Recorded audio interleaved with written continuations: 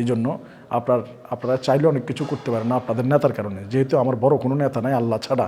এই জন্য আপনারা নিশ্চিন্তে আমাকে একবারের জন্য, আমি তো সবসময় বলি যে আপনারা যারা আমাকে ভোট দিবেন, মনে করেন একটা ভোট ডাস্টবিনে ফেলে দিয়েছেন, জীবনে তো অনেক ভোট দিয়েছেন, একটা ভোট অন্তত ডাস্টবিনে ফেলে দেন, ফেলে দিয়ে দেখেন যে ডাস্টবিন থেকেও কি মুক্ত ঝরতে পারে কিনা। ইনশাআল্লাহ আমি তো কথা দিয়েছি এই 300 সংসদীয় আসনের মধ্যে আমি আমার সর্বোচ্চ মেধা মনন এবং সততা দিয়ে আমি সর্বোচ্চটুকু দিয়ে যাব ইনশাআল্লাহ। 100 টাকা যদি বাজেট হয় আপনাদের কাছে, এখানে 100 টাকা এনে আমি দেখানোর মতো যোগ্যতা আল্লাহর রহমতে রাখি, কিন্তু আপনার নেতা 100 টাকার মধ্যে 90 টাকা পকেটে রাখে আর 10 টাকা এখানে নিয়ে আসবে। আপনারা লিখে রাখেন, এবং অতীতে যেটা ঘটেছে বর্তমানেও সেটা ঘটবে। আগামী 12 তারিখের পরে কে কত টাকা চাঁদা দিবেন আপনারা নিজেরা নির্ধারণ করে নেন। মনে রাখবেন এই 12 তারিখের পরে এই 12 তারিখের শেষ সুযোগ আছে। আমার এত টাকা নেই যে আমি বারবার দাঁড়াবো। আপনারা যদি আমাকে চান ইনশাআল্লাহ আমি নোয়াখালী 5-এর মানচিত্র মানবিকতায় পূর্ণ করে দেবো ইনশাআল্লাহ।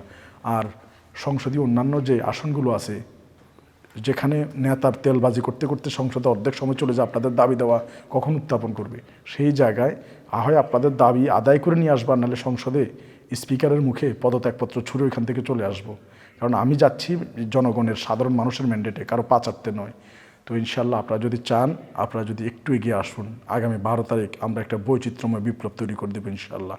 মনে রাখবেন, যদি বিএনপি জিতে এই জয় হবে শুধু জাতীয়তাবাদী দলের, যদি জামাত জিতে এই জয় হবে শুধুমাত্র জামাতে ইসলামীর, এনসিপি জিতলে শুধু শাপলাকুলির জয় হবে। কিন্তু এই কলম মার্কা যদি জিতে যায়, সকল দল আওয়ামী লীগ, বিএনপি, জামাত, জাসদ, বাসদ, এনসিপি আপনাদের সকলের জয় হবে আগামী 12 তারিখ। সবাই সার্বাবস্থায় সমান গতিতে আপনারা চলতে পারবেন, থাকতে পারবেন। কোনো ধরনের হয়রানি, মিথ্যা মামলা কিংবা উপর্যুপরি কোনো দলের বেশি বাড়াবাড়ি কোনো কিছুই গ্রহণযোগ্য হবে না। নিশ্চিন্তে আপনারা দরজা খুলে ঘুমোতে পারবেন, এবং আপনাদের অধিকার আদায়ের জন্য আমি সচেষ্ট থাকবো। এবং আমি কসম করে, আল্লাহকে সাক্ষী রেখে, আল্লাহর উপর কসম করে আমি বলেছি যে আমি যদি এমপি হই, এমপির বেতন 1.5 লক্ষ টাকা, আমি মাসে বর্তমানে 1 লক্ষ টাকার উপরে ইনকাম করি, এবং সরকারি সকল ধরনের ট্যাক্স, কর সব কিছু আমি পরিশোধ করি। আমার দেশের বাইরে কোনো বাড়ি নেই, ঢাকাতে কোনো বাড়ি নেই, চট্টগ্রামে কোনো বাড়ি নেই, ইভেন নোয়াখালীতেও আমার কোনো বাড়ি নেই। আমি যদি নির্বাচনে ফেল করি, আমি নোয়াখালীতে একটি বাড়ি তৈরি করব থাকার জন্য আমার পরিবার নিয়ে। আর আমি যদি নির্বাচনে জয়ী হই, জিতে যাই, এমপি হই, তাহলে আমি এই নোয়াখালীতে কোনো বাড়িই করব না যতদিন পর্যন্ত না আমার কোম্পানিগঞ্জ কবিরহাটের একটি মানুষ বলবে আমার ঘর নেই, ততদিন পর্যন্ত আমি কোনো বাড়িই করব না ইনশাআল্লাহ। আল্লাহকে কসম রেখে কথা দিয়ে দিচ্ছি।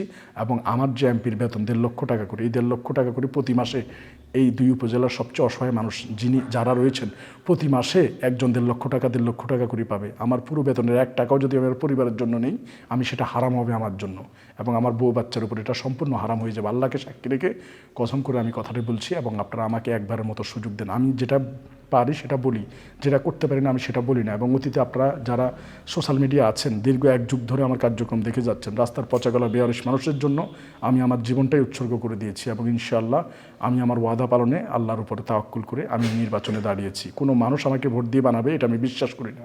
আমি বিশ্বাস করি কোনো মানুষের যদি পচা গলা বেয়ারিশ মানুষের দোয়া থাকে, ইনশাআল্লাহ আল্লাহ আমাকে কামিয়াবি করবে। আপনারা শুধু দোয়া করুন, পাশে থাকুন। আগামী 12 তারিখ দয়া করে কেন্দ্রে আপনারা যান, কলম মার্কায় ভোটটা দিবেন। যদি ভোট না দেন, কেন্দ্রে আপনারা না যান, তাহলে আবারও গত বছর যেরকম বিগত সময়গুলো যেরকম জালিমেরা দুঃশাসন করেছে, ঠিক তেমনি আপনাদের জন্য দুঃশাসন অপেক্ষা করছে। মনে রাখবেন, যে জাতি যদি জালিম হয় তাদের জন্য জালিম শাসক নিয়ে চলে আসে, এটা মানুষের হাতের কামাই। আপনারা নিশ্চিন্তে একটিবারের জন্য আমাকে সুযোগ দেন। আমি আমার সর্বস্বটুকু দিয়ে, আমি আমার জীবন দিয়ে হলেও আমি আমার ওয়াদা রক্ষায় অবিচল ইনশাআল্লাহ। আল্লাহ আমার সহায়, তাওয়াক্কালতু আল্লাহ। ভাইয়া, আপনি পুরো বাংলাদেশে মানবিক কাজ করে সবার মন জয় করতেছেন। এবার একটা সুযোগ নিয়েছেন, সেটা হচ্ছে নোয়াখালী 5 আসন নির্বাচন করার।